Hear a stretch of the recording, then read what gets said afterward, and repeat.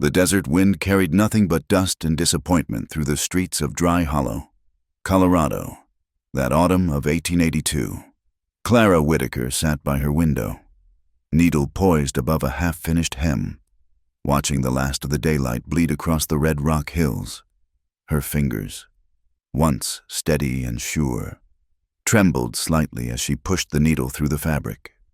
It had been 3 weeks since anyone had knocked on her door seeking her services.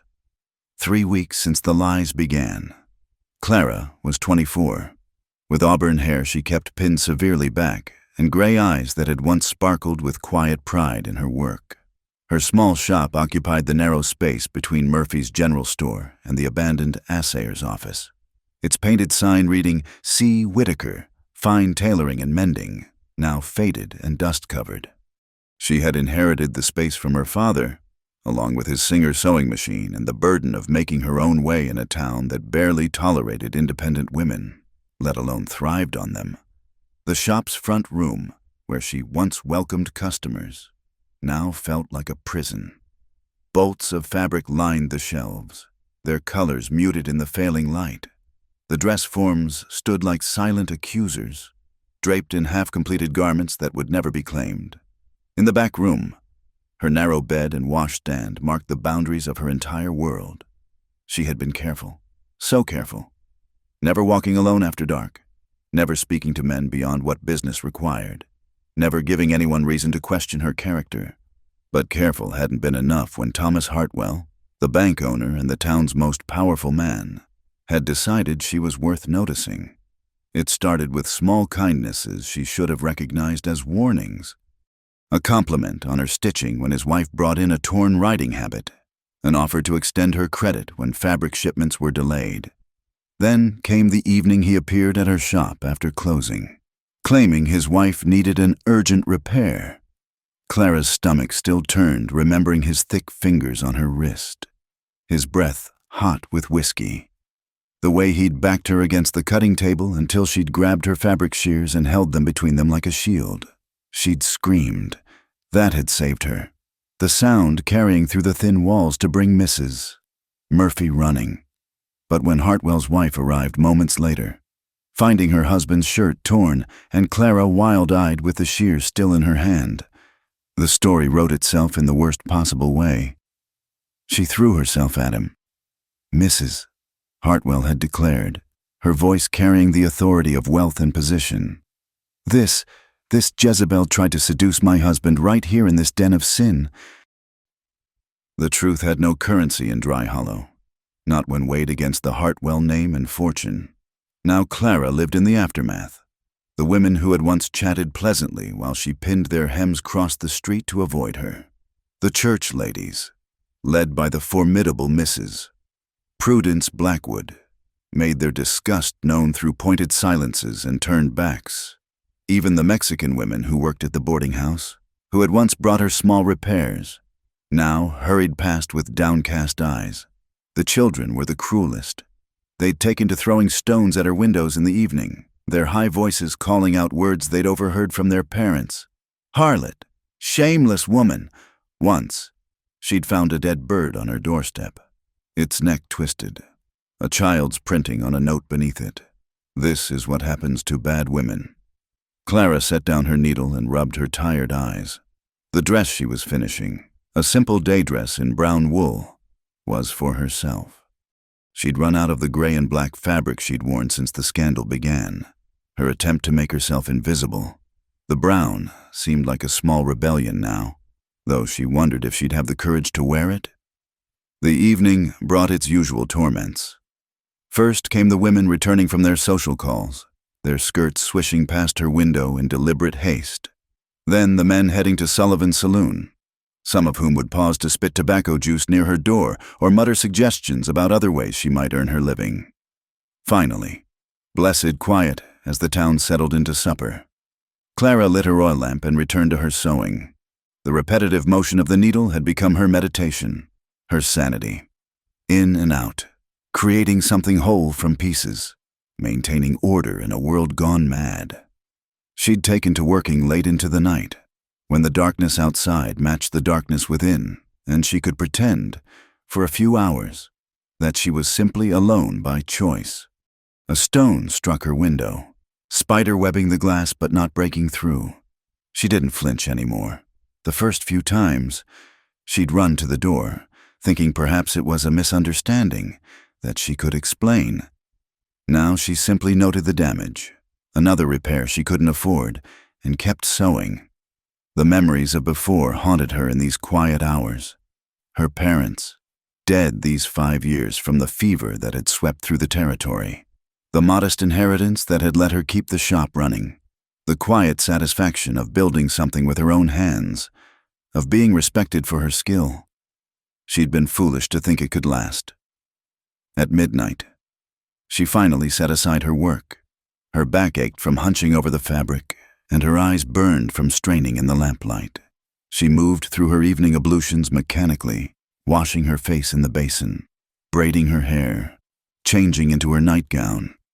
The face in her small mirror looked back at her with hollow eyes and sharp cheekbones. She'd lost weight, surviving on cornmeal and whatever vegetables she could afford from the Mexican vendors who still, mercifully, took her money without meeting her eyes. Before bed, she allowed herself one ritual. From beneath her mattress, she pulled out a leather-bound journal, its pages filled with her neat handwriting. Here, in private, she poured out the truth. Every detail of that night with Hartwell, every cruelty since, every moment of despair and, occasionally, defiance. If she disappeared one night, and the thought had crossed her mind more than once, at least there would be a record. At least somewhere, the truth would exist. October 15th, 1882, she wrote. The glass in the front window cracked today. Mrs. Blackwood led a prayer meeting in the street outside my shop, asking the Lord to cleanse Dry Hollow of sin. I wanted to open the door and ask her if the Lord also cleanses towns of lies. But I stayed silent, always silent. I am becoming a ghost. And perhaps that's what they want. Perhaps that's what would be easier. She closed the journal and returned it to its hiding place. Tomorrow would bring more of the same. More silence, more stones, more careful steps through a town that had already condemned her. But tonight, she would sleep, and in her dreams, she might remember what it felt like to be seen as human. The wind outside picked up, rattling her damaged window. Somewhere in the darkness, a coyote howled, its lonely cry echoing off the canyon walls.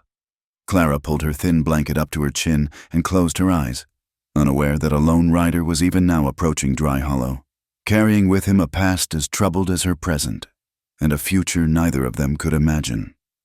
The town slept, wrapped in its righteous judgment, but change, like the desert wind, cared nothing for the sleep of the unjust.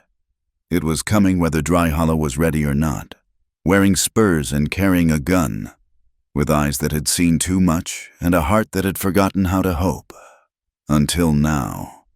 Jesse Calder rode into Dry Hollow as the sun was setting, painting the desert in shades of blood and gold. His horse, a dusty bay gelding named Whiskey, picked its way carefully down the rocky trail that led from the mesa. Jesse's eyes, the color of winter sky, scanned the town below with the wariness of a man who'd learned to read danger in the placement of shadows. It had been 8 years since he'd last seen these streets, 8 years of drifting from town to town, taking whatever work his gun hand could earn, trying to outrun a past that followed him like smoke. The weight of the Colt .45 on his hip was as familiar as breathing, as was the ache in his shoulder where a Texas Ranger's bullet had found its mark 3 winters back. He'd had no intention of returning. Dry Hollow held nothing for him but memories of the man who'd tried to raise him right, Samuel Whitaker, the town's blacksmith, who'd taken in a wild boy with more anger than sense and tried to forge him into something better. Sam had been dead 5 years now. Jesse had heard, taken by the same fever that had claimed his wife. Their daughter would have the shop now. Jesse supposed. If she'd survived. The thought of her, little Clara with her serious gray eyes and careful hands, had been part of what kept him away. She'd been 16 when he left, all spindle-legged grace and quiet determination, helping her father in the shop, while other girls her age giggled about beaux. He'd been 22, fresh from killing a man in a fair fight that the law didn't see as fair, and smart enough to know that staying would only bring trouble to the family that had sheltered him. But a debt was a debt, and 3 weeks ago, word had reached him in a dusty saloon in Amarillo. Old Bill Henshaw, drunk and loose-tongued, had mentioned Dry Hollow and the Whitaker girl. "Shame about that little seamstress," he'd said, shaking his grizzled head. "Pretty thing like that, ruined by her own wanton ways. They say she threw herself at the banker. Can you imagine?" Jesse had very carefully set down his whiskey glass and asked for more details. What Bill told him, the story of Clara Whitaker's fall from grace, her isolation, the town's cruel judgment, had set a familiar fire burning in his gut. He'd saddled whiskey that very night and turned west, toward Colorado and a reckoning he probably shouldn't seek. Now, as he rode down Main Street, he cataloged the changes. New buildings had sprung up, a photographer's studio, another saloon, a larger bank building with Hartwell's name painted in gold letters. The familiar landmarks remained. Murphy's General Store, the church with its sharp white steeple, the schoolhouse, and there, squeezed between Murphy's and what used to be the assayer's office, a narrow shop front with a sign so faded he could barely make out the letters. Jesse dismounted in front of Sullivan's saloon, knowing that information flowed as freely as whiskey in such places. The interior was thick with smoke and the sour smell of spilled beer. Conversations died as he entered, eyes tracking the stranger with the tied-down gun and the look of a man who'd used it. Jesse ignored the scrutiny, ordering a whiskey and finding a corner table where he could watch the room. It didn't take long for the talk to flow around him. The town was buzzing with righteous indignation about something, voices rising with the peculiar excitement of those who feed on scandal. "Saw her in the Mercantile yesterday," a heavy-set man in a banker's vest was saying. "Bold as brass, buying flour like decent folk. Mrs. Murphy served her, but wouldn't look her in the eye. Don't know why Martha Murphy even allows it." Another man chimed in. "If it were my store, I'd bar the door to such creatures." "Christian charity," the first man said with a snort. "Though there's limits to what the Lord expects us to tolerate." Jesse nursed his whiskey and listened, piecing together the story. Clara Whitaker, once respected, now pariah. The incident with Thomas Hartwell, and Jesse noticed how no one questioned the banker's version of events. The stones thrown at her windows, the isolation, the slow strangulation of her business and spirit. When full dark had fallen, Jesse left the saloon and walked the quiet streets. The town had grown, but its heart remained small and mean. He passed the church, where no doubt Sunday sermons reinforced Clara's status as fallen woman. He passed fine houses where curtains twitched at his presence, marking the stranger. Finally, he stood before the narrow shop. A crack ran through the front window, and the door wanted paint, but a light burned in the back room, warm and defiant against the darkness. Jesse could see a shadow moving behind the curtain. Clara, still working into the night. He raised his hand to knock, then hesitated. What right did he have to insert himself into her troubles? He was no knight in shining armor, just a man with blood on his hands and a reputation that preceded him like a curse. But the memory of Sam Whitaker's kindness, of the debt unpaid, pushed him forward. His knock echoed in the empty street. The shadow behind the curtain stilled. He knocked again, gentler this time. "We're closed." The voice from within was barely audible, tinged with a weariness that made his jaw clench.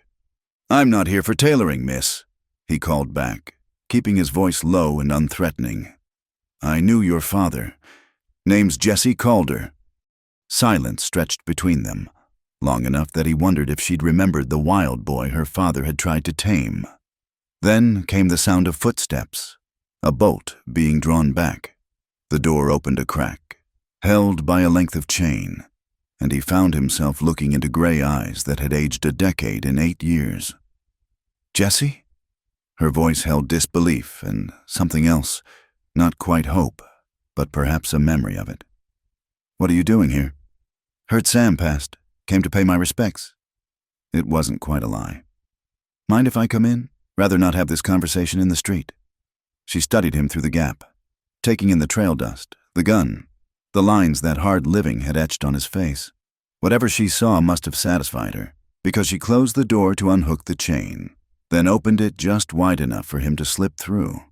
The shop's front room was neat as a pin, fabrics arranged by color, everything in its place despite the dust of neglect. Clara stood by the door, one hand still on the handle, ready to show him out at the first sign of trouble. She wore a plain gray dress that hung loose on her frame, and her hair was pulled back severely, making her look older than her 24 years. "You shouldn't have come," she said quietly. "Being seen here won't do your reputation any good." Jessie almost laughed at that. "My reputation can handle it. Miss Question is whether you're all right." Her chin came up at that, a flash of the steel he remembered. "I'm managing." "Are you?" He gestured at the empty shop, the cracked window. "Doesn't look like the town's been kind to you." "The town believes what it chooses to believe." She moved away from the door, wrapping her arms around herself. "I don't need anyone's pity, Jessie, especially not from someone who—" She trailed off, but he could finish the sentence. "Someone who'd killed, someone who'd run. I'm not offering pity," he said carefully. "Your father was good to me when no one else was. Figure I owe him to at least check on his daughter." She turned to face him then, really looking at him for the first time. "You don't owe anything. Father wouldn't want. He'd tell you to keep riding. Nothing good comes from associating with the town pariah. Maybe I'm not looking for good. Maybe I'm just looking to pay a debt." He paused, then added more gently, "Clara, what really happened with Hartwell?" Her face went white, then red. "Why? So you can judge whether I deserve what I got? Whether I'm the harlot they say I am?" "No." The word came out harder than he intended. "So I know whose grave to spit on when the time comes." She stared at him, something shifting in her expression. Then, suddenly, she laughed, a broken sound that held no humor. "You always were direct. Father despaired of teaching you manners. Some lessons didn't take." He moved closer, noting how she didn't back away. "Will you tell me?" And she did. In halting words, with her eyes fixed on a point past his shoulder, she told him about Hartwell's visits, his escalating boldness, the night he'd cornered her, how she'd fought, how Mrs. Murphy had heard her screams, how Mrs. Hartwell had arrived at precisely the wrong moment, the way the story had twisted in the telling until she became the predator and Hartwell the victim. When she finished, Jessie's hands were clenched so tight his knuckles showed white. "Where does Hartwell live?" "No!" Clara's hands shot out, gripping his arm. "No, Jessie, you can't. I won't have bloodshed over this. It won't change anything. It'll just make things worse. Might make me feel better. But not me." Her grip tightened. "Please, I've lost enough. Don't make me responsible for more violence." He looked down at her hand on his arm, small and work-worn but strong. When was the last time anyone had touched him without violence or transaction involved? "All right," he said finally. "But I'm staying in town for a while. Got some business to take care of." "Jessie." "Not up for discussion." He gently disengaged from her grip. "I'll find a room at the boarding house. But first, I noticed your roof needs work. I'll come by tomorrow. See what needs doing." "I can't pay you." "Didn't ask you to." He moved toward the door, then paused. "You still got that old rifle of your father's?" "In the back room. Keep it loaded and handy." He met her eyes. "And Clara, next time someone throws a stone at your window, you throw lead back. Sometimes the only way to stop a bully is to show them you've got teeth." He left her standing in the lamplight, closed the door carefully behind him, and walked back into the darkness. Tomorrow would bring what it brought.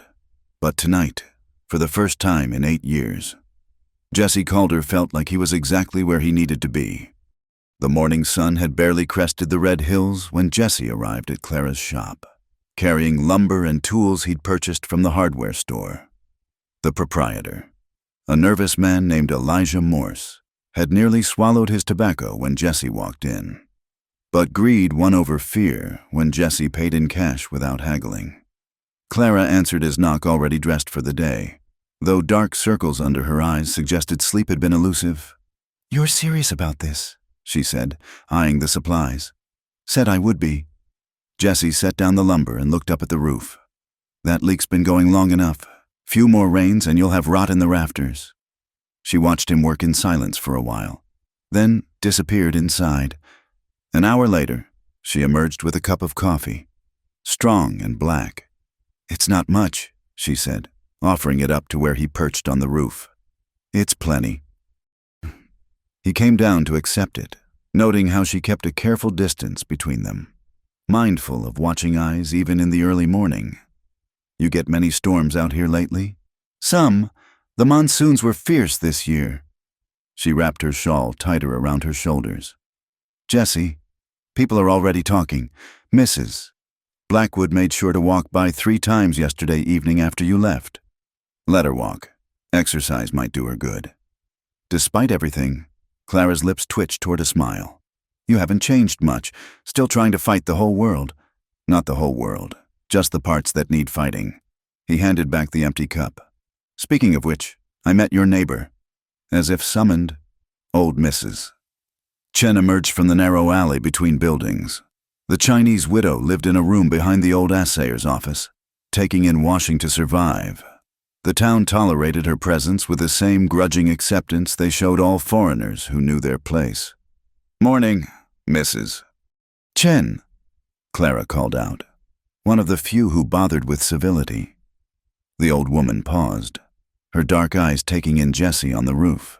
Then, with deliberate care, she nodded to Clara and continued on her way. It was more acknowledgement than Clara had received from most in weeks. Jessie worked through the morning, replacing rotted boards and patching holes. A small crowd gathered across the street, pretending to examine Murphy's window display while casting furtive glances at the spectacle of the town outcast receiving help. Jessie ignored them with the practice of a man used to being stared at.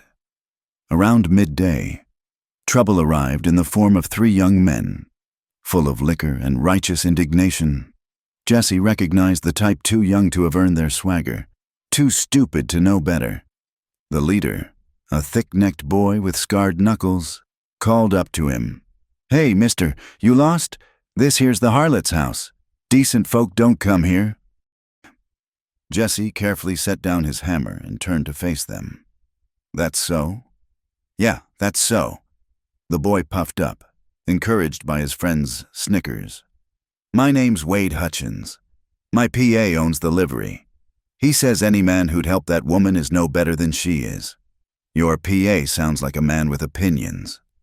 Jessie climbed down from the roof, movements deliberate and calm.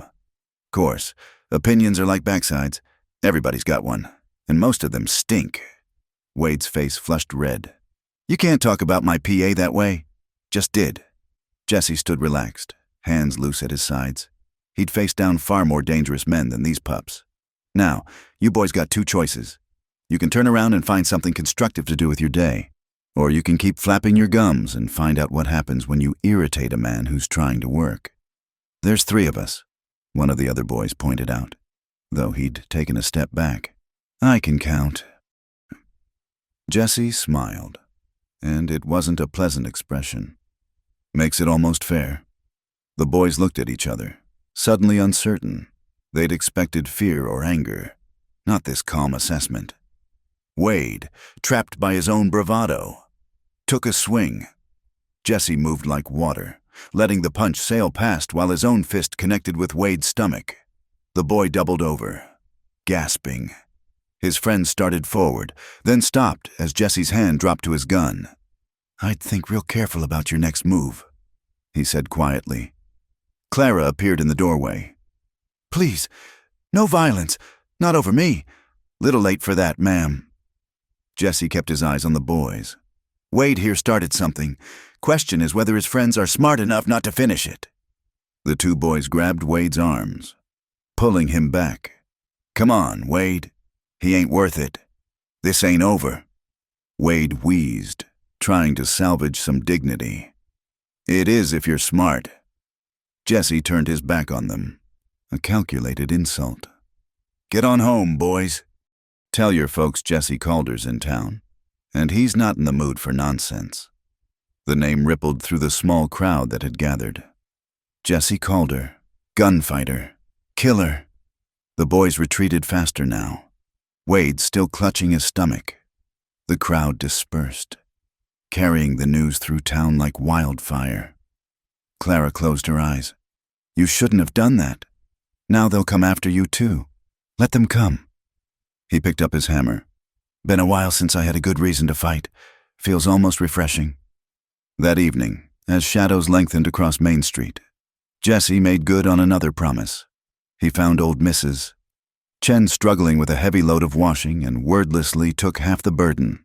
The woman's eyes widened, but she accepted the help with a dignity that asked no questions. You're a good man, she said quietly as they reached her door. Not many left. You're wrong about that, ma'am, but I appreciate the thought. Word of both incidents spread through Dry Hollow like tumbleweeds in a storm. The gunfighter Jesse Calder was not only fixing the harlot's roof, but helping Chinese washerwomen and facing down the town's young bucks. It was too much for the proper citizens to bear. That night, as Jesse sat in his boarding house room cleaning his pistol, a delegation arrived. He'd expected them sooner. Truth be told, Thomas Hartwell led the group, flanked by Mayor Douglas Perkins and Sheriff Roy Talbot. Jesse noticed how Talbot's hand rested on his gun, nervous as a long-tailed cat in a room full of rocking chairs. Mr. Calder, Hartwell began, his voice oily with false courtesy. We heard you'd returned to our fair town. News travels fast. Jesse continued cleaning his weapon, not bothering to look up. Something I can do for you, gentlemen? We're concerned about the impression you might be giving, associating with certain undesirable elements. Now Jesse did look up, his pale eyes fixed on Hartwell. Undesirable. That's an interesting word coming from you. Hartwell's face darkened. I don't know what lies that woman has told you. Didn't say she told me anything. Jesse's voice remained calm, which somehow made it more menacing. But you seem awful quick to call them lies. Guilty conscience, maybe. Now see here, Mayor Perkins started, but Jesse cut him off. No, you see here. I'm in town on personal business. I'm not breaking any laws. If that changes, Sheriff Talbot here can try to do something about it. He looked at the sheriff, who swallowed hard. But until then, I'll associate with whoever I please. And if certain people don't like it, well, that's their problem, not mine. You're making a mistake, Hartwell said. This town has ways of dealing with troublemakers. Jesse smiled, cold as winter wind. So do I. After they left, Jesse sat in the darkness, thinking. He'd thrown down a gauntlet, and they'd pick it up soon enough. The question was how and when. He'd need to be ready, and more importantly, he'd need to make sure Clara was protected when the storm broke. He made his way back to her shop, moving through shadows with the ease of long practice. She answered his quiet knock quickly, as if she'd been waiting.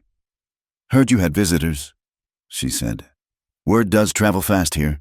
He stepped inside, noting she'd been working by lamplight again, a blue dress taking shape on her sewing form. They wanted to warn me off, and I don't warn off easy. He moved closer, seeing the worry in her eyes. Clara, things are going to get worse before they get better. You sure you want me around? I could leave tonight, let things settle back down. She was quiet for a long moment, then shook her head. Things won't settle.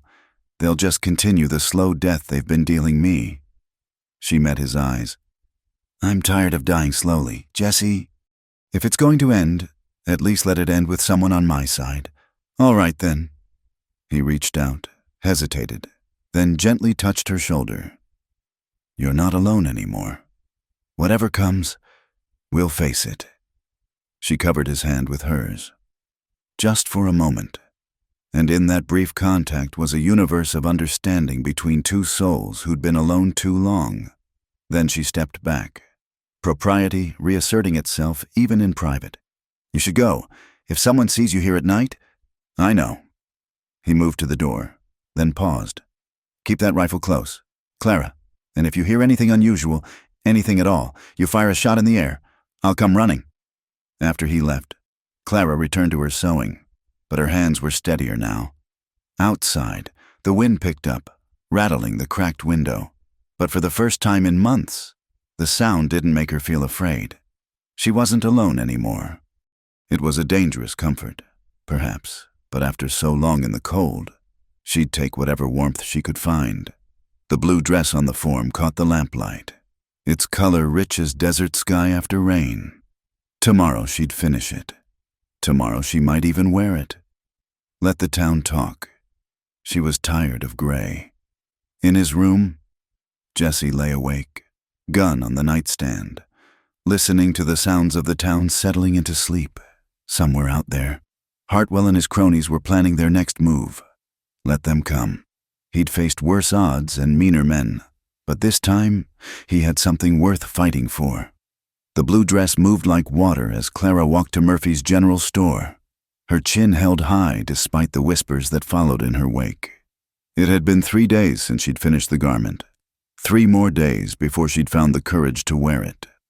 The color was bold against the dusty street, a declaration of refusal to disappear into the gray shadows where the town wanted to keep her. Jesse watched from across the street, ostensibly examining bridles in front of the saddlery but keeping one eye on her progress. The change in her over the past 2 weeks was remarkable. She walked straighter, met people's eyes even when they looked away, and had even begun taking orders again from the few brave souls who valued her skill over the town's judgment. "Shameless." "Mrs." Blackwood hissed to her companion as Clara passed, "parading around in colors like she has no shame at all." Clara paused, turned, and looked Mrs. Blackwood directly in the eye. "Good morning, Mrs. Blackwood. Lovely day, isn't it?" Her voice carried just enough sweetness to make the challenge clear. The older woman's mouth opened and closed like a landed fish before she huffed and hurried away. Jesse bit back a smile. The girl was finding her spine, and it was something to see. Inside Murphy's, Clara selected her purchases carefully. Flour, salt, a precious bit of sugar. Martha Murphy served her in silence, but Jesse noticed she no longer avoided eye contact entirely. Small victories, but victories nonetheless. "Heard you're taking orders again," Martha said quietly as she wrapped Clara's purchases. "I am. My work hasn't changed, even if some opinions have." Martha glanced around, then leaned closer. "My daughter Ellen. She's getting married come spring. She always admired your needlework." It was an olive branch, tentatively offered. Clara accepted it with grace. "I'd be honored to make her wedding dress. Mrs. Murphy, have her come by when she's ready." As Clara left the store, packages in hand, she nearly collided with Thomas Hartwell coming in. The banker's face darkened at the sight of her, his jaw working as if chewing something bitter. "Miss Whitaker." His voice dripped false courtesy. "How colorful you look today, Mr.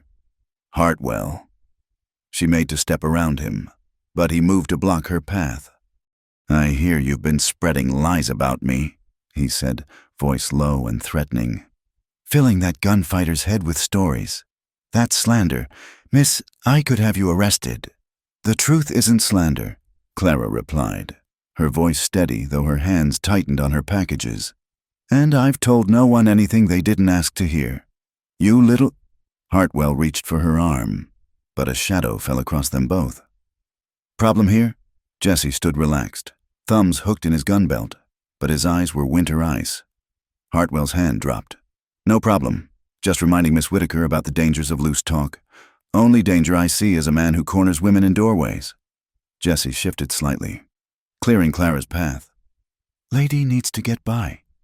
Clara moved past Hartwell, her shoulder brushing Jesse's arm as she passed. The contact was brief but grounding. She made it 3 steps before Hartwell's voice followed her. "This isn't over. You've made a powerful enemy, both of you."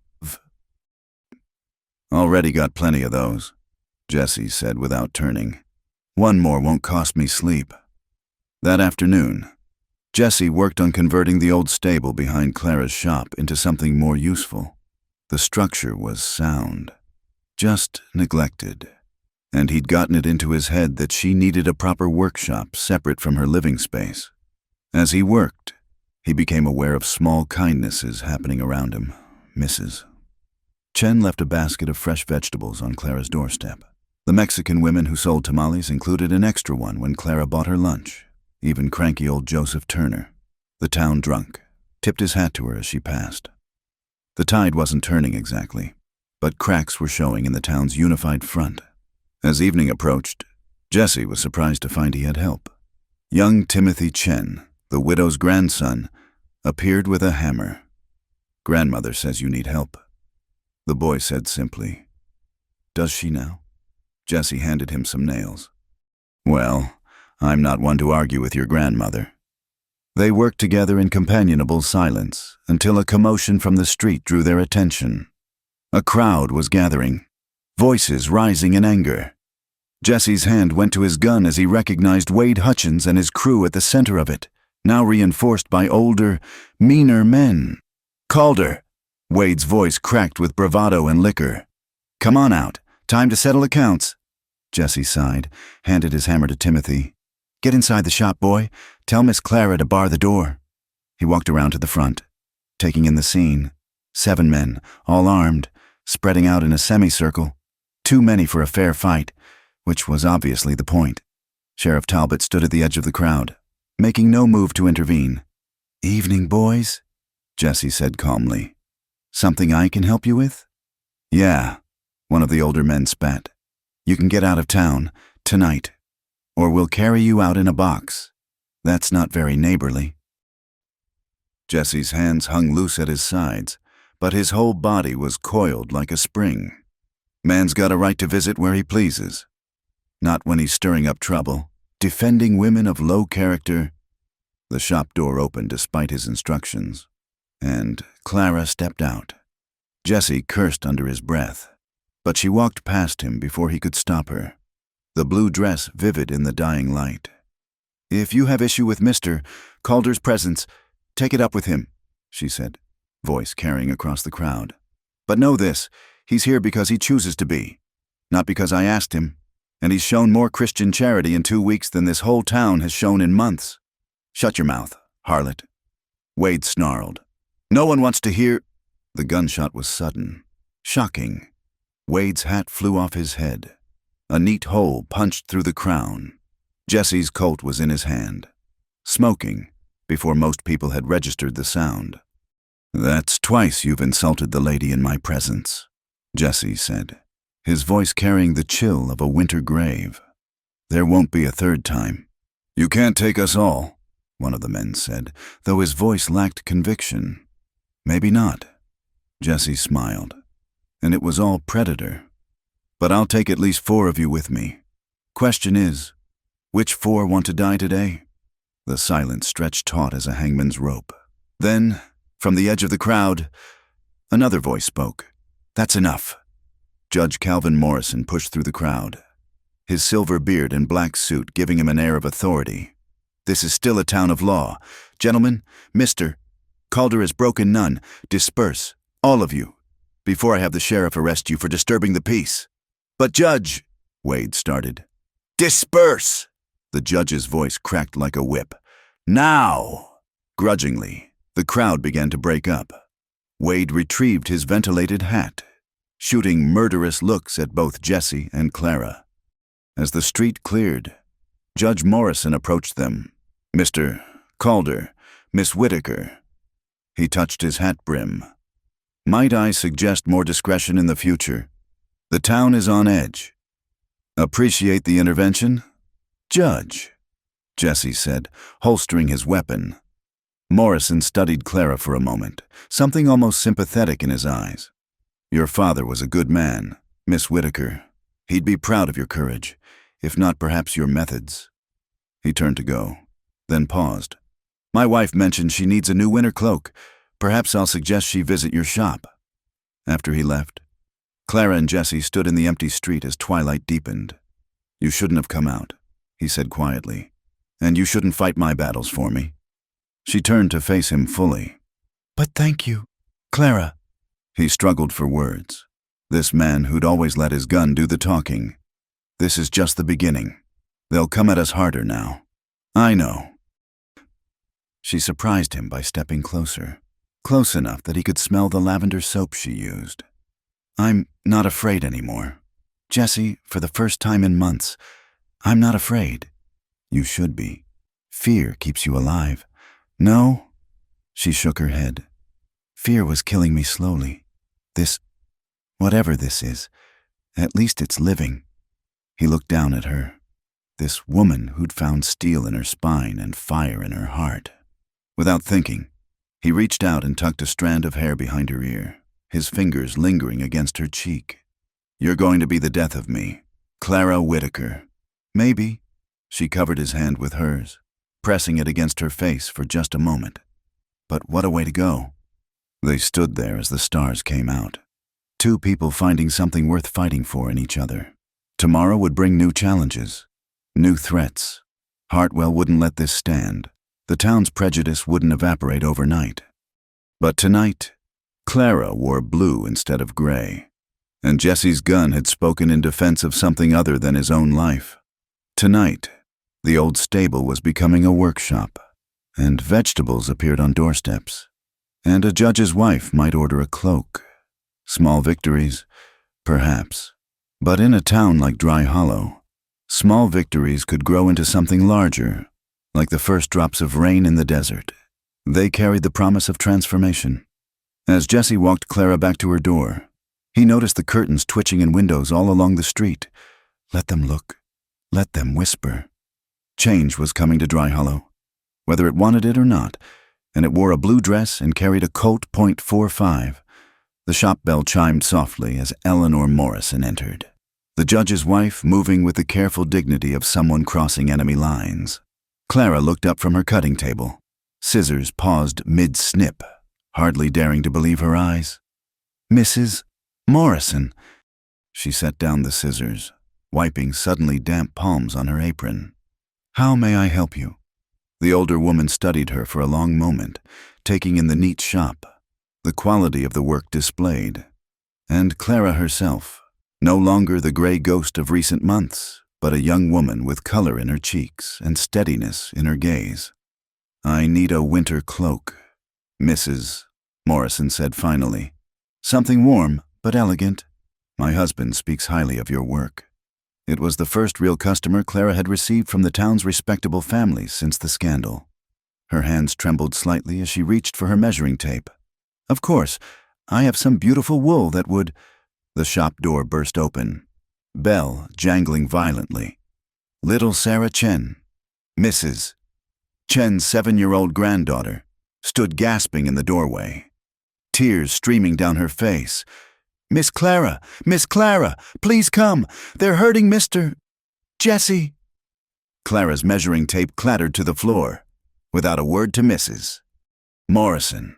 She grabbed her father's old rifle from behind the counter and ran into the street.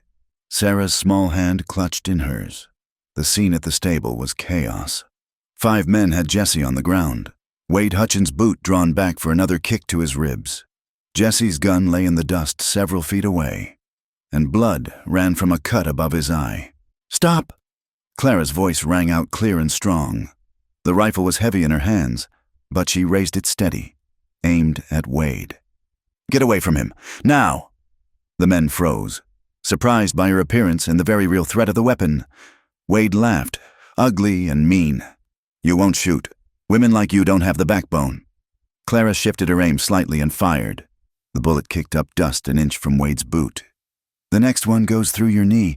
I learned to shoot rabbits at 50 yards. Mr. Hutchins, you're considerably larger and closer." "She's crazy," one of the men yelped, backing away.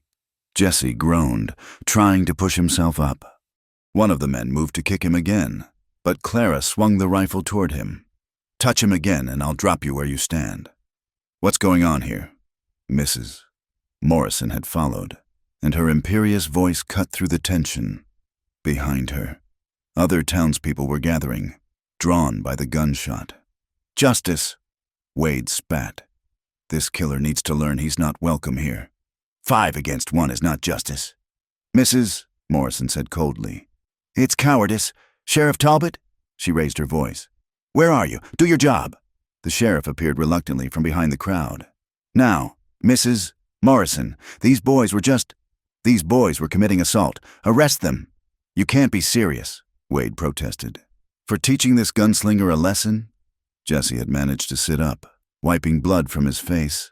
Wasn't much of a lesson, he said, voice rough but carrying his usual dry humor. Your counting needs work. Took 5 of you to do what one man couldn't. Wade lunged forward, but Clara's rifle swinging toward him stopped him cold. Please, she said softly, give me a reason.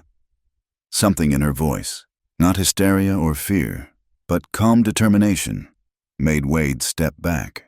The crowd was growing, and the murmur running through it wasn't entirely sympathetic to the attackers. Enough. Judge Morrison himself had arrived, taking in the scene with sharp eyes. Sheriff, if you won't do your job, I'll find someone who will. These men are under arrest for assault. You can't arrest us for dealing with trash, one of the men protested. The judge's eyes flashed.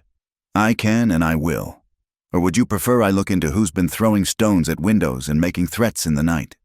I may be old, gentlemen, but I'm not blind or deaf. Grudgingly, the sheriff began herding the men away. Wade shot one last venomous look at Clara. This isn't over. Yes, Clara said quietly. It is. As the crowd dispersed, Clara knelt beside Jesse, the rifle forgotten in the dust. His face was a mess of blood and bruising, and he held his ribs as he breathed. Anything broken? She asked, her hands hovering over him, afraid to touch and cause more pain.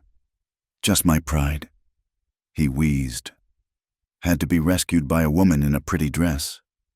Blue dress, she corrected, tears threatening. You said you liked the blue. I do. He caught her hand, squeezing gently. Nice shot. By the way, Mrs. Morrison cleared her throat. Young man needs tending. My husband keeps a surgery. Bring him there. It took Jesse, Clara, and Timothy Chen to get Jesse on his feet and moving. Mrs. Morrison led the way, her presence ensuring no one interfered. As they passed the mercantile, Clara saw faces in windows, some hostile still, but others thoughtful, reassessing. Judge Morrison's surgery was clean and well-equipped. The judge himself appeared to have medical training, efficiently cleaning and stitching the cut above Jesse's eye while examining his ribs. Bruised, not broken, he announced. You're lucky, or perhaps skilled at taking a beating. Had practice, Jesse admitted through gritted teeth. I imagine you have. The judge worked in silence for a moment. You know, Mr. Calder, I looked into your history after you arrived. The man you killed in Austin, Robert Donnelly. He was wanted in 3 states for assault and worse. The witnesses who testified against you were his associates. Jesse said nothing, but Clara's hand found his and held tight. Seems to me, the judge continued, a man who'd stand up to predators might be just what this town needs, if he were inclined to stay, that is, and if he could keep his gun holstered except when absolutely necessary. You offering me a job, Judge? Jesse asked. I'm offering you a chance. Sheriff Talbot's proved he can't or won't keep the peace. Town needs someone who can. He tied off the last bandage. Think about it. That evening, Clara insisted Jesse rest in her spare room rather than make the walk to the boarding house. Propriety be damned. The man could barely stand. She made soup, forced him to eat, and tried not to hover as he dozed fitfully. As night fell, she found herself sitting beside his bed, watching him sleep. The bruises were darkening, purple and green against his weathered skin. But he was alive, and he was here, and that was what mattered. You don't have to watch me, he said without opening his eyes. I'm not going anywhere. I know. She didn't move. Jesse, what the judge said about Austin. It's true. He opened his eyes, meeting hers directly. Donnelly was attacking a girl. Couldn't have been more than 15. I stopped him, permanently. His friends said I murdered him in cold blood, and the law chose to believe them. But you were protecting someone. Lot of good it did. Last I heard, she ended up in a brothel anyway. Couldn't save her from that life. Just delayed it a bit. Clara was quiet for a moment. You saved me. You saved yourself. I just provided distraction. No. She leaned forward, her hand covering his on the quilt. You gave me hope. You reminded me I was worth fighting for. That's everything. Jesse, everything. He turned his hand, palm up, interlacing their fingers. Clara, if I stay, if I take the judge up on his offer, things will get complicated. Sheriffs make enemies, and I've already got plenty of those. Then we'll face them together. She squeezed his hand. I'm tired of running. Jesse, tired of hiding. Whatever comes, I want to meet it head on. Even if it means more days like today. More violence. Especially then. Her voice was fierce. Today I defended something I care about. Today I stood up instead of cowering. I felt more alive holding that rifle than I have in months. Jesse studied her face in the lamplight. You've changed. You changed me. Or maybe you just reminded me who I was before fear took over. She stood, still holding his hand. Rest now. Tomorrow we start rebuilding. The shop, the stable, everything. We. She leaned down and kissed his forehead, gentle as a whisper. Sleep, Jesse. I'll be here when you wake. As she settled into the chair beside his bed, rifle propped within easy reach. Clara felt something she hadn't experienced in so long she'd almost forgotten its name. Contentment. Not happiness exactly. There was too much pain and uncertainty for that, but a sense of rightness, of being exactly where she needed to be. Outside. Dry Hollow slept uneasily. A town divided and uncertain. Come morning, decisions would need to be made. Jesse would have to choose whether to pin on a badge. Clara would have to decide if she could truly leave the past behind. The forces that had tried to break them would regroup and try again. But tonight, in this small room lit by a single lamp, two wounded souls stood guard over each other. And that, Clara thought as Jesse's breathing deepened into true sleep, was its own kind of victory. The blue dress hung on the back of the door, a banner of defiance in the gentle light. Tomorrow she'd wear it again, and the next day, and all the days after that, until the town remembered that Clara Whitaker was more than the lies told about her. She was a woman who could shoot straight, love fierce, and stand tall, and that was just the beginning. The badge felt heavier than it should have, a simple tin star that Jesse turned over in his hands as morning light streamed through Clara's kitchen window. 3 days had passed since Judge Morrison's offer.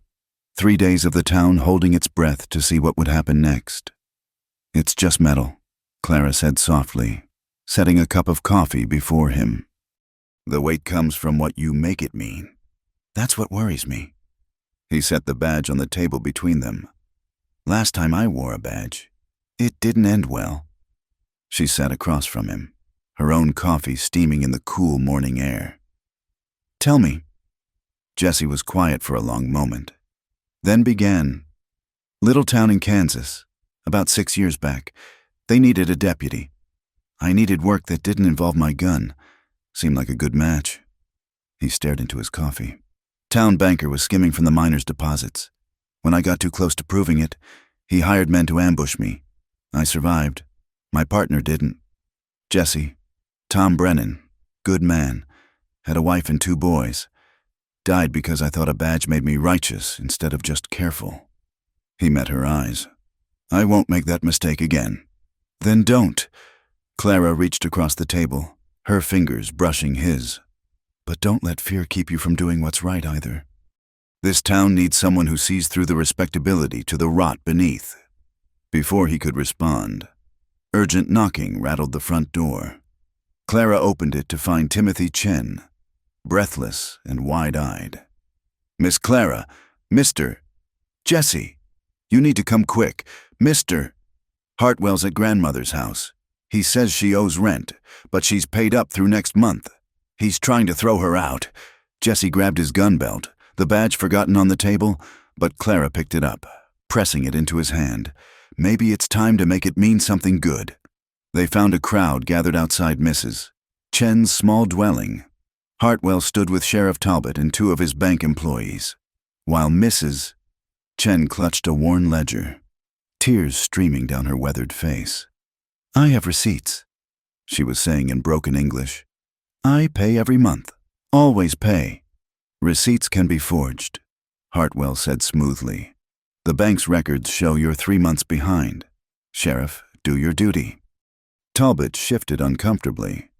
"Now, Mrs. Chen, if Mr. Hartwell says—" "Mr. Hartwell says a lot of things." Jesse pushed through the crowd, Clara at his side. "Not all of them true." Hartwell's face darkened. "This doesn't concern you, Calder. Public eviction seems pretty public to me." Jesse turned to Mrs. Chen. "May I see your receipts, ma'am?" With shaking hands. She showed him the payment records, each one stamped with the bank's seal. Jesse studied them, then looked at Hartwell. "These look legitimate to me. Care to explain why your records don't match?" "I don't have to explain anything to you. You have no authority here." Jesse pulled out the badge, pinning it to his vest with deliberate slowness. "How about now?" A murmur ran through the crowd. Sheriff Talbot's jaw dropped. "You can't just— Judge Morrison swore me in this morning." Jesse lied smoothly. He'd see the judge right after this, which makes this my business. "So, Mr. Hartwell, would you like to reconsider your claim?" Hartwell's face had gone from red to purple. "This is outrageous. Sheriff, arrest this man for impersonating—" "Hard to arrest the law, Sheriff." Clara spoke up. "Especially when half the town's watching, unless you'd like to explain why you're helping evict a woman with valid receipts." The crowd was growing, and the murmur was becoming a rumble. Many had their own stories of disputed payments and questionable foreclosures. Hartwell looked around, calculating odds. "Perhaps," he said through gritted teeth. "There's been a clerical error. We'll review the records." "Good idea." Jesse stepped closer, voice dropping so only Hartwell could hear. "And while you're reviewing, might want to check all your records. Amazing what irregularities might turn up when someone starts looking." Hartwell's eyes widened slightly. He knew Jesse was fishing, but how could he be sure the new sheriff wouldn't find something? "This isn't over," he hissed. "No," Jesse agreed pleasantly. "It's just beginning." As Hartwell retreated with his entourage, the crowd began to disperse, but not before several people nodded to Jesse, and one old miner actually shook his hand. Mrs. Chen wept with relief, blessing Clara and Jesse in a mix of English and Mandarin. "You need to see the judge," Clara reminded him quietly. "Make it official before Hartwell thinks to check." "I know." He touched the badge. "Feels different than I expected." "Better or worse?" "Ask me in a week." Judge Morrison was amused by Jesse's presumption, but not disapproving. "Initiative. I like that in a lawman." He performed the brief ceremony that made it official, then handed Jesse a set of keys. "The sheriff's office is yours. Talbot cleared out last night. Seems he had urgent business elsewhere. Convenient." "Isn't it?" The judge's eyes twinkled. "Oh, and Jesse? The town council meets Thursday nights. Hartwell usually runs things, but as sheriff, you have a vote. Might be interesting to see how that changes the dynamic." The sheriff's office was a mess, papers scattered and drawers emptied. Either Talbot had been searching for something or destroying evidence. Jesse spent the afternoon setting it to rights, Clara helping him sort through the chaos. "Look at this," she said, holding up a ledger. "Arrest records. Notice how many are Chinese or Mexican. Arrested for vagrancy right before Hartwell foreclosed on their properties. Man's been building his own little empire." Jesse took the ledger, studying the patterns. "Question is, how deep does it go?" A shadow fell across the doorway. Wade Hutchins stood there, hat in hand, looking younger without his usual swagger. "Sheriff Calder." Jesse's hand moved instinctively toward his gun. then stopped. "Something I can help you with. Wade." The boy swallowed hard. "I wanted to apologize. For the other day, for everything." He glanced at Clara, face reddening. "To both of you." Clara and Jessie exchanged surprised looks. "What brought this on?" Jessie asked. "My PA. When he heard what we did, how 5 of us jumped you, he took a strap to me. Said he didn't raise no coward. Said if I had a problem with a man, I should face him square." Wade shifted his weight. "He also said Sam Whitaker was the only man who'd give him credit when we first came to town, when nobody else would trust an Irishman. Said I dishonored his memory by how I treated his daughter. Your father sounds like a wise man," Clara said softly. "He also said the town needs a real sheriff, not Hartwell's puppet." Wade met Jessie's eyes. "I know I got no right to ask, but could you teach me how to be better? My PA tries, but he never learned to fight proper. Just fists and fury, you know?" Jessie studied the boy for a long moment. "You any good with that gun you carry?" "Fair, but I'd like to be better. Meet me here tomorrow at dawn. We'll see what you're made of." As Wade turned to go, Jessie added, "And Wade takes courage to apologize. Your PA should be proud." That evening, Jessie walked Clara home as the sun painted the desert in shades of gold and crimson. The town felt different, still wary, but watchful now rather than hostile. "You did good today," Clara said. "Mrs. Chen, Wade, standing up to Hartwell. People are starting to see." "See what?" "That things can change, that someone will fight for them." She stopped walking, turning to face him. That justice might mean something in Dry Hollow after all. "It's just one day. Clara, Hartwell won't give up easy. Men like him never do." "I know." She surprised him by stepping close, her hand resting on his chest above the badge. "But it's a start. And Jessie, I'm proud of you." The words hit him harder than any fist. When was the last time anyone had been proud of him? He covered her hand with his, feeling the warmth through his shirt. "Clara, I know," she said softly. "Me too." They stood there in the dying light, 2 people finding their way back from darkness. Tomorrow would bring new challenges. Hartwell would scheme, the town would test Jessie's resolve, and the past would continue to cast its shadows. But tonight, Jessie wore a badge that meant something. Clara's shop had customers again, and in the sheriff's office, a ledger full of secrets waited to be exposed. Change had come to Dry Hollow, wearing a tin star and supported by a seamstress who'd found her courage. It wasn't the ending of their story. Too much pain remained for that. But it was, perhaps, the end of the beginning. As Jessie walked Clara to her door, he noticed the blue dress displayed in her shop window, bold and bright against the gathering darkness. It seemed to glow with its own light, a banner of defiance, a promise of hope. "I'll make more," Clara said, following his gaze.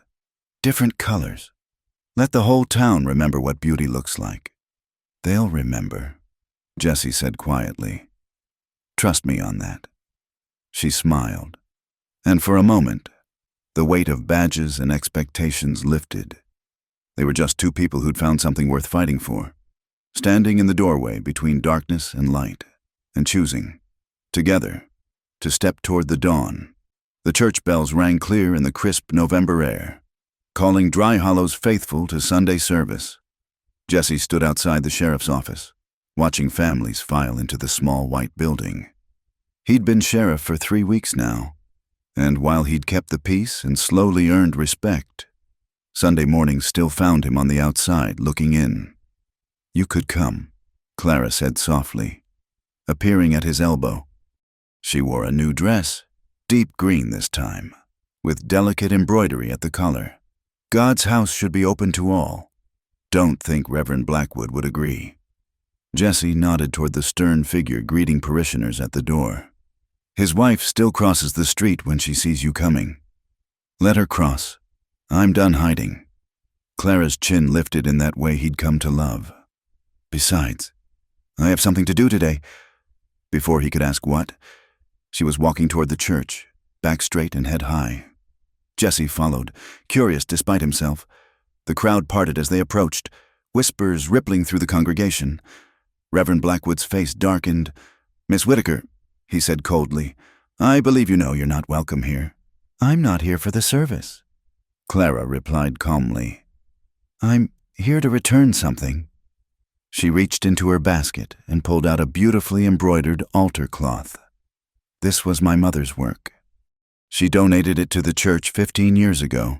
Since her daughter is no longer welcome in God's house, I thought her handiwork shouldn't be either." She moved past the stunned reverend and into the church. Jesse followed, hand resting on his gun as the congregation buzzed with shock. Clara walked steadily to the altar, removed the cloth that lay there, her mother's intricate needlework, and replaced it with a plain white one. "This should do," she said to the frozen reverend. "Less tainted by association with fallen women." "How dare you!" Mrs. Blackwood started forward, but Jesse stepped into her path. "Lady's just collecting her family property," he said mildly. "No law against that." Clara folded her mother's altar cloth carefully, then turned to face the congregation. "I've worshipped in this building all my life. I was baptized here, confirmed here, mourned my parents here. But if my presence offends you so much, I'll respect your wishes. Just remember, when you cast stones at others, you might want to check your own glass houses first." Her gaze found Thomas Hartwell in his front pew. He had the grace to look away.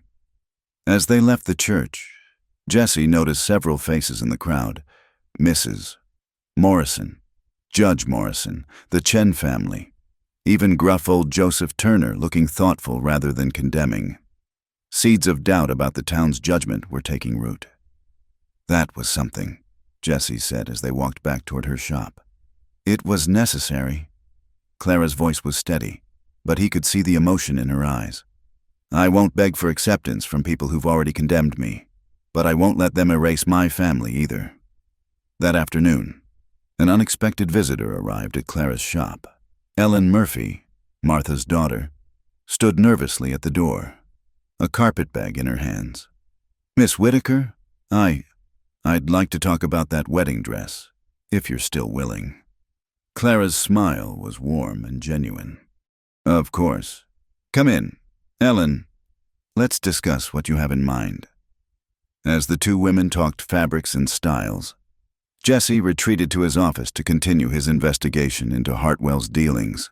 What he'd found so far turned his stomach: systematic theft disguised as banking, using the law to steal from those too poor or foreign to fight back. He was deep in ledgers when Wade Hutchins knocked. The boy had proven a quick study in their morning training sessions, eager to channel his anger into discipline. "Sheriff, there's trouble at Sullivan's. Some drovers just rode in, looking to tear up the town." Jesse strapped on his gun. "How many?" "6, maybe 7. They're already drunk and talking about finding entertainment." In the saloon, Jesse found chaos brewing.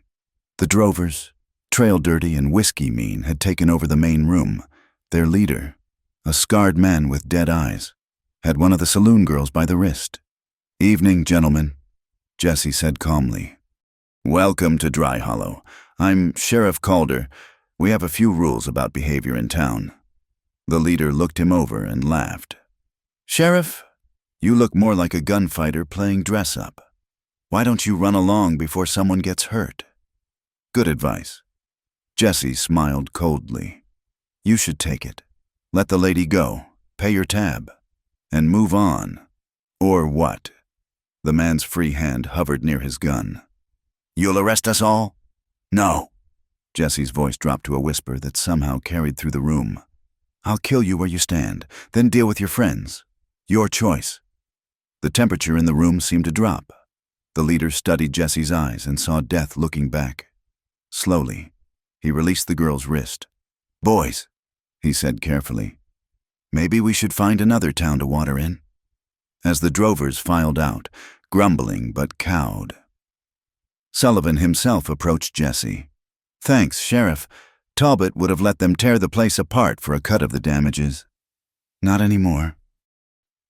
Jesse accepted the beer Sullivan offered. "This town's changing.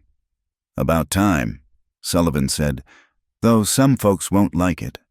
Hartwell's been making noise about bringing in outside help to deal with you. Let him try. But Hartwell was smarter than that. His attack, when it came that evening, was perfectly legal and twice as cruel. Jessie was walking Clara home when they found a notice nailed to her shop door. "Foreclosure," Clara read, her voice hollow. "The bank is calling in my father's loan. Full payment due in 7 days or they seize the property." "But you've been making payments," Jessie said. "Partial payments. All I could afford with no customers." She sank onto the shop's step. "Father borrowed to buy new equipment 2 years before he died. I've been paying what I could, but—" "How much?" $300. She laughed bitterly. "It might as well be 3,000. Jessie helped her to her feet. "We'll figure something out." "How? I've saved every penny for months and have maybe $20.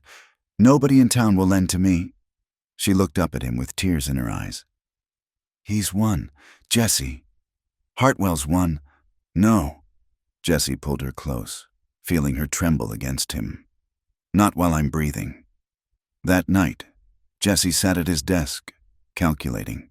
He had about $100 saved, not nearly enough. Even if he sold his horse and guns, they'd fall short. But as he stared at the foreclosure notice, an idea began to form. The next morning, he called Wade into the office. "I need you to watch things for a few days. Can you handle it?" "Where are you going?" "To collect some old debts." Jessie checked his guns, his movements economical and practiced. "If anyone asks, I'm investigating rustling reports south of town." He rode out before dawn, but not south. 3 days hard riding brought him to a mining camp in the mountains where he'd once saved the owner's life from claim jumpers. The man was happy to repay the debt with interest. Another day's ride to a ranch where he'd worked between gunfighting jobs, where the foreman owed him for taking a bullet meant for his son. By the 5th day, he had $240. Still short, but closer. It was then, in a dusty saloon in Pueblo, that fate intervened. A poker game, high stakes, the kind Jessie usually avoided. But desperate times. "Well, well," a familiar voice drawled. "Jessie Calder, heard you turned lawman." Jessie looked up into the amused eyes of Doc Holliday. Gambler, gunfighter, and consumption patient. "Doc, you're a long way from Tombstone. Change of air." Doc coughed delicately into a handkerchief. "You playing?" "Can't afford to." "Pity." Doc studied him with those sharp eyes that missed nothing. "Though I heard an interesting story about a sheriff defending a seamstress's honor. Romantic. Unusual for you." Jessie said nothing, but Doc smiled. "Deal me out, gentlemen." He told the table. To Jessie, he said, "Let's talk." An hour later, Jessie rode out of Pueblo with $400. A loan from Doc Holliday, of all people. "Consider it an investment in romance," Doc had said with his death's head grin. "Besides, I like the idea of you owing me a favor." Jessie pushed hard, arriving back in Dry Hollow late on the 6th night. He went straight to Clara's shop, where light still burned. She answered his knock with red eyes and flour in her hair. "Jessie, I thought you'd left." "Never." He pressed the money into her hands. $400. Enough to pay off the loan and have some left over. She stared at the bills in shock. "How? Where did you— Jessie, what did you do?" "Called in some markers. Made a deal." He cupped her face in his hands. "Nothing I wouldn't do again to keep you safe. I can't accept this. It's too much." "It's freedom. Clara, take it." He smiled tiredly. "Besides, it's a loan. You can pay me back by making me shirts for the rest of my life." She laughed through her tears, then threw her arms around him. "You impossible man! You wonderful, impossible man!" The next morning, Clara walked into the bank with Jessie at her side and placed the money on Hartwell's desk. The banker's face went through several shades as he counted it. "This isn't over," he said quietly. "Yes," Clara said firmly. "It is. Here's my receipt for payment in full. I'll need the deed to my property. Free and clear." As they left the bank, deed in hand. The town watched. Word spread quickly. The seamstress had paid off her loan. The sheriff had backed her play. In the crowd, Jessie spotted several smiles, nods of approval, even misses. Blackwood looked thoughtful rather than condemning. That evening, Clara insisted on cooking dinner for Jessie. As they sat in her small kitchen, the deed prominently displayed on the table between them. She reached for his hand. "I'll never be able to repay you. Already told you how—" He squeezed her fingers. "Besides, I didn't do it for repayment." "Then why?" He was quiet for a moment, choosing his words. "Because you deserve to be free, because your father would have wanted it, because—" He met her eyes. "Because I love you. Clara Whitaker. Have since I was an angry kid, and you were the only person besides your father who didn't look at me like I was worthless." She stood, moving around the table to stand before him. Jessie called her. "Are you proposing? I'm a gunfighter turned sheriff with more enemies than friends. You deserve better. I deserve what I choose." She framed his face with her hands. "And I choose you, if you'll have me." Instead of answering with words, he pulled her down into his lap and kissed her, pouring 8 years of longing into the contact. When they finally broke apart, both breathing hard, she laughed shakily. "Is that a yes?" "That's a yes to anything you want. Clara, forever, if you'll let me." Outside, the first snow of winter began to fall, dusting Dry Hollow in white. But inside Clara's kitchen, warmed by the stove and their newfound freedom, spring had already arrived. The seamstress and the sheriff, the pariah and the gunfighter, they'd found their way to each other against all odds.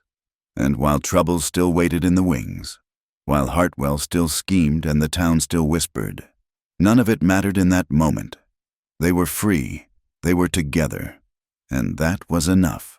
The Autumn Harvest Festival had always been Dry Hollow's brightest moment, when the town set aside its divisions to celebrate surviving another year in the harsh desert. This year felt different.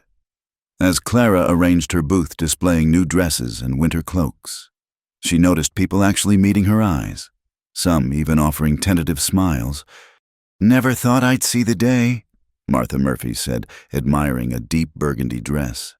"You making colors again. Clara, it's like the town's waking up." 3 months had passed since Clara had paid off her loan and accepted Jessie's proposal. They'd married quietly in Judge Morrison's study, with only the Chens and Martha Murphy as witnesses. Some called it scandalous, the fallen woman and the gunfighter, but more were beginning to see it differently. Miss Clara, little Mary Hutchins, Wade's youngest sister, tugged at Clara's skirt.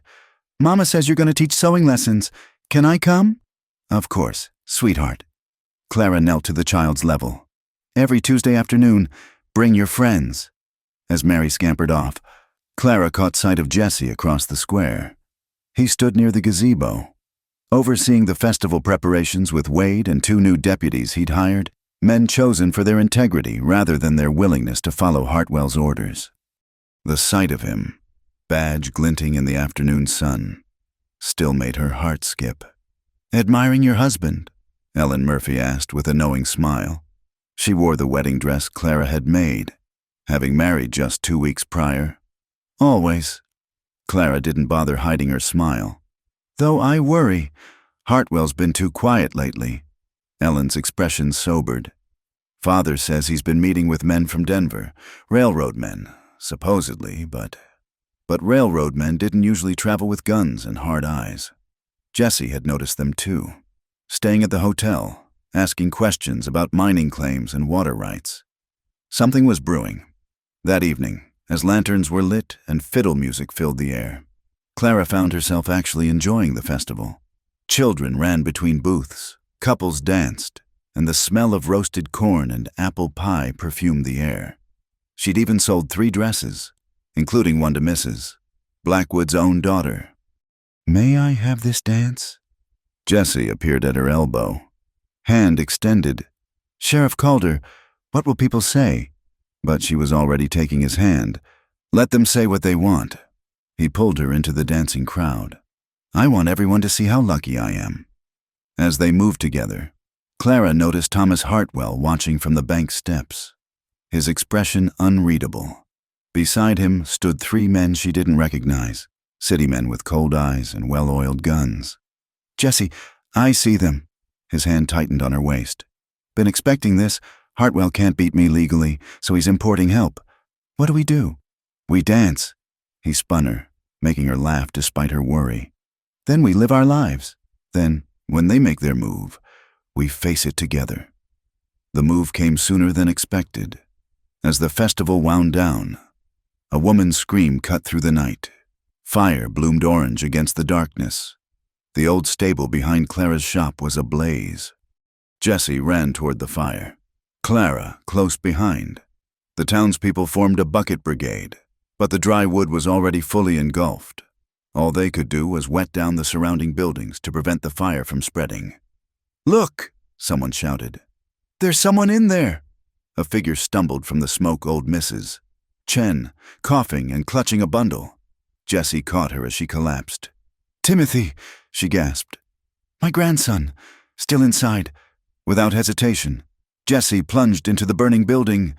Clara's heart stopped. The seconds stretched like hours until he emerged. The boy's limp form in his arms, both of them singed and smoke-blackened. Doc Morrison, the judge's brother who served as the town physician, immediately took charge. The boy's breathing, smoke inhalation, but he'll live. He examined Jessie. "You too, though those burns need tending." As Clara helped bandage Jessie's hands, Wade approached with something in his fist. "Found this near where the fire started, kerosene tin, and this." He held up a silver button with Hartwell's bank insignia. Jessie's eyes went hard. "Get your men. Wade, time to pay Mr. Hartwell a visit." But when they reached the bank president's house, they found it empty. Clothes and valuables hastily packed and gone. A search of his office revealed the extent of his crimes. Ledgers documenting years of theft, forged documents, and records of payments to the men who'd terrorized those who opposed him. "He knew we were getting close," Judge Morrison said, reviewing the evidence. "This fire was meant as a distraction while he ran. He won't get far," Jessie promised, but it was Clara who spotted him first. 2 days later at dawn. She'd risen early to work on a rush order when she saw riders approaching from the desert. Hartwell and his hired guns, coming back to town. "Jessie!" She grabbed her father's rifle and ran to the sheriff's office. "They're coming!" Jessie was already awake, strapping on his guns. "How many?" 6, maybe 7. "Jessie, why would they come back?" "Because running makes him look guilty. He's coming to finish what he started. Make it look like I was the corrupt one." He checked his ammunition. "Clara, I need you to—" "I'm not hiding." She checked the rifle's load. "We face things together. Remember?" The confrontation came on Main Street as the sun painted the buildings gold. Hartwell and 6 gunmen spread out, facing Jessie, Wade, and the 2 deputies. Clara took position in her shop doorway, rifle ready. "Sheriff Calder," Hartwell called out, sitting his horse with false confidence. "I'm placing you under citizen's arrest for corruption and theft. These men are deputized witnesses." "Funny thing about witnesses," Jessie replied calmly. "They should probably be from this territory, not wanted men from Kansas and Missouri." He'd spent the 2 days wisely, telegraphing for information on the strangers. Tom Bishop, wanted for murder. Jake Thornton, 3 counts of robbery. Should I continue? The gunman shifted nervously. They'd been promised an easy job, not a sheriff who'd done his homework. "Enough talk," Bishop snarled. Going for his gun. The street exploded in gunfire. Jessie's Colt spoke first, Bishop tumbling from his saddle. Wade and the deputies opened fire. The morning air thick with smoke and lead. Clara's rifle cracked, spinning another gunman's weapon from his hand. When the smoke cleared, 4 of Hartwell's men were down, the other 2 throwing down their weapons in surrender. Hartwell himself sat frozen on his horse, a spreading red stain on his shoulder where Clara's shot had found its mark. "It's over, Hartwell," Jessie said, keeping his gun trained on the banker. "You're under arrest for arson, attempted murder, and theft. The territorial marshal can sort out the rest." As Doc Morrison tended the wounded and the town emerged to witness Hartwell's defeat, Clara found herself surrounded by townspeople. Mrs. Blackwood, of all people, approached her. Mrs. Calder, she said formally, "I owe you an apology. I was quick to judge, slow to see truth. Your actions today, your actions these past months, they show your true character. I was wrong." It wasn't a warm reconciliation, but it was a beginning. Others followed suit. Tentative apologies, admissions of error, requests for forgiveness. Clara accepted them all with grace, understanding that healing took time. A week later, with Hartwell awaiting trial and his hired guns dead or imprisoned, Dry Hollow held another celebration.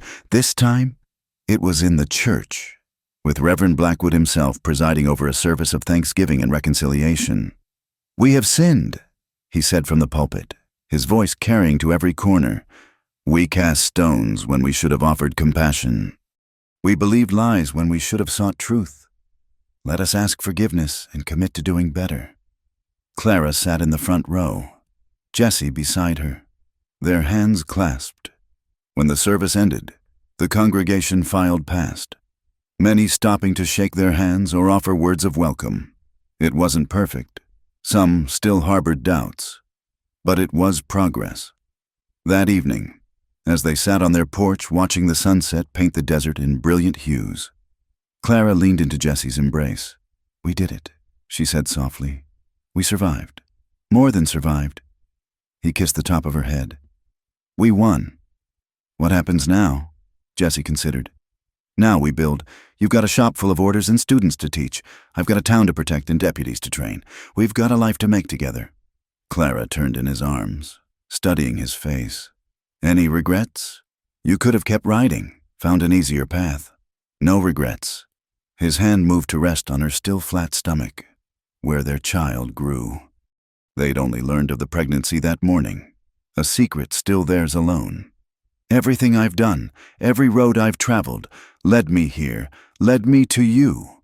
As stars began to appear in the darkening sky, Clara thought about the journey that had brought them to this moment, the pain of false accusations, the isolation and despair. Jessie's arrival like an answer to prayers she'd been afraid to voice, the violence and struggle that followed, but also the love that had grown between them, strong enough to weather any storm. "I love you, Jessie Calder," she said, meaning it with every fiber of her being. "And I love you, Clara Calder," he replied. "Today, tomorrow, and all the days after." In the distance, a coyote called to its mate, the sound no longer lonely but full of wild promise. The desert wind whispered through the town, carrying the scent of sage and possibility. And on the porch of a small house in Dry Hollow, two souls who had found their way through darkness sat together in the light, ready for whatever tomorrow might bring. Their story, the seamstress who'd refused to break, and the gunfighter who'd remembered how to hope, would be told in Dry Hollow for generations, a reminder that love could bloom even in the harshest ground, that justice could prevail over prejudice, and that, sometimes, the most unlikely people could change the world simply by choosing to stand together. The town slept peacefully that night, no longer divided by lies and fear. And in the sheriff's house, two hearts beat as one, proof that even in the wild frontier, love could conquer all. Thank you for listening to this tale from the American frontier. If you enjoyed Clara and Jessie's story, please share where you're listening from, whether it's a bustling city or a quiet country town. We'd love to know. Subscribe to From Wild West for more stories of love, courage, and redemption from the untamed territories. Your thoughts and comments mean the world to us, so please share what touched your heart in this journey through Dry Hollow. Until next time, partners.